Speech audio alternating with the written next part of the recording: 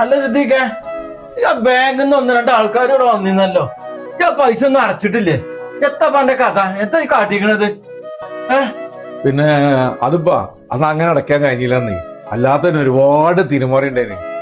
അത് പ്രശ്നങ്ങളപ്പാ. അത് പിന്നെ നമുക്ക് ചെയ്യാം, നീ ചെയ്യാം. എന്തൊക്കെ പ്രശ്നം ഞാൻ സിദ്ദീഖാജി പറഞ്ഞത്? ഇല്ല സ്ഥലം അത് ഇതൊക്കെ പോയത് ഇപ്പൊ എനിക്ക് അറിയണല്ലേ. ഇനിയിപ്പൊ ഇരിക്കൂരും കൂടിയാണ് കളയണോ? എന്നിട്ട് കളഞ്ഞാണ്ട് ഈ വയസ്സാം കാലത്ത് ഞങ്ങള് പിന്നെ എന്താ കാട്ടുക? നിങ്ങളോട് പറഞ്ഞിട്ടാ തോന്നുന്നത് ഞാൻ വെറുതെ കൽപ്പിച്ചിട്ട് കാട്ടുക എന്നുള്ളത്. അല്ലെങ്കിൽ തന്നെ ആകെ തലയിൽ കത്തപ്പാ. പോവാളാട് പോവും. അതിനെ പറ്റി ചിന്തിച്ചത് കാര്യമൊന്നുമില്ല. എത്ര സിദ്ദീഖി പോകാന്ന് പറഞ്ഞത്?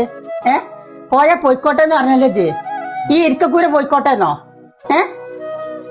ഇനി ഞങ്ങളെ പള്ളിക്കാട്ട് കൊണ്ടുപോയി വെച്ചിട്ട് നിങ്ങൾ എത്തുമാണെങ്കിലും കാട്ടിക്കൊള്ളി. അതിന്റെ മുന്നേ നിങ്ങൾ ഇതിങ്ങനെ കാട്ടരുത്. ഞങ്ങൾക്കുള്ളത് ഞങ്ങൾക്ക് മാറ്റി അരിഞ്ഞ രുചി. അന്റെ കാരണം കൊണ്ടാണ് ഇപ്പൊ അതൊക്കെ ഉണ്ടായത്.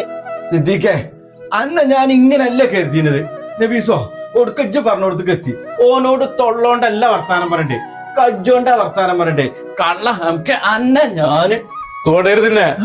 ഇത് മജീദല്ല. നിങ്ങക്ക് ഇന്നെ തല്ലാളറിയൊന്നുമില്ല. ഇന്നെ വളർത്തിയതേ എന്റെ വല്യപ്പയും എന്റെ അമ്മമാരാണ്. നിങ്ങൾക്ക് അത് ഓർമ്മയില്ലെങ്കിലേ ഉമ്മാക്കാരും പറഞ്ഞോടിക്കുമ്മ. സിദ്ദീഖേ, ഇപ്പനോട് പറയുന്നത് നിങ്ങൾ എന്തേലും കാട്ടിക്കോളെ, ഞാൻ പോവുക.